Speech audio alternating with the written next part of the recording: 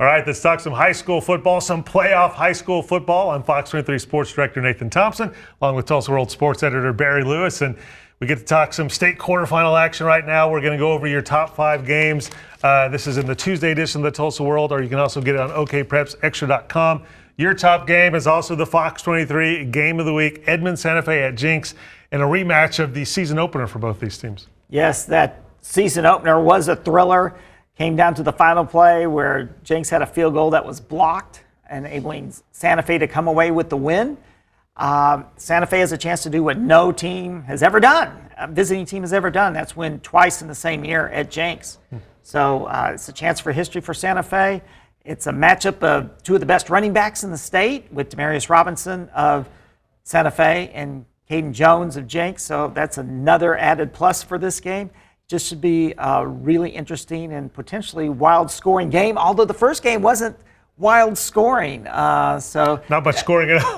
27-26, which is not the typical type of game that you might expect Santa Fe to be involved in, like 57-53 when they lost to Owasso a few weeks ago.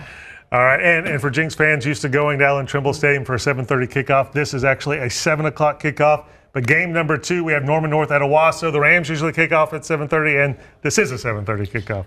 Yes, it is. It's the only 7:30 kickoff we know of this week. Last year, they met in the quarterfinals, and Owasso came away with the 41-34 win. Could be another wild game like that this time around.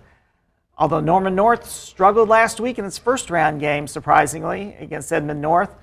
I think Owasso was playing so well going into the bye week, and that's one of these things, since they went to this format with the district champions in 6A getting a bye. Sometimes, teams react differently. You never know exactly how a team's going to react, especially one that's had a lot of momentum going into the bye week. Is it going to interrupt that momentum and they get off to a bit of a slow start or not? Sometimes it just re-energizes teams. So that's one thing to think about. I just think Owasso's got too much firepower for Norman North. All right, let's go to game number 3, and they don't have to worry about any buys in this one because this is in Class 5A, no buys there. But we do have a wonderful rivalry matchup, a regular season rematch, Bishop McGinnis at Bishop Kelly. And a chance for Bishop Kelly to create history in this great rivalry. Bishop Kelly has never won both games in a year when they played, and this will be their 4th playoff meeting. McGinnis has done that feat. So Bishop Kelly has a chance to turn the tables. But, of course, Bishop Kelly's win against McGinnis early in the season, it turned Bishop Kelly's season around. They were 0-2 at that time. But for McGinnis, that's probably going to only serve to fire them up even more after losing to Bishop Kelly. They don't want to lose twice to the Comets in one season. So that's going to be added motivation for McGinnis. Last time these teams played in the playoffs at Bishop Kelly, it was one of the greatest games in Kelly history. Kelly wound up winning 34-33 on a trick play late in the game. So who knows what tricks Kelly coach JJ Tapana has up his sleeve this week. This is definitely a time when you've got some trick plays. This is the time to use them. It's going to be a great game. And we go stay in Class 5A for game number 4, Collinsville on the road. Very tough test for the Cardinal, taking on number 1 Carl Albert, who's been pretty dominant this season. Yes, this is a situation where Collinsville could play its best game of the year, and it might not be enough, as Collinsville coach Kevin Jones said. Yeah, if we play our best, but they play their best, Carl Albert's going to win. So they've got to hope, as he says, got to hope Carl Albert does not play its best.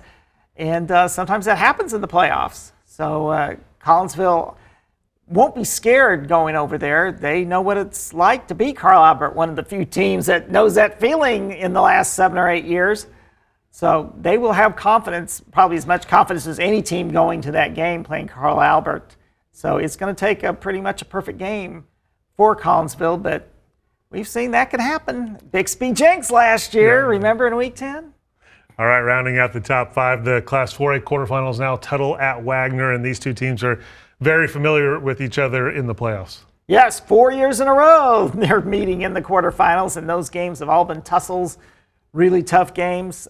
Really in this reign of Wagner's winning so many state championships over the last decade and a half, some of their toughest games during that time have come in the quarterfinals. So, and a couple of them have come against Tuttle. Barely beat Tuttle last year by 3 points.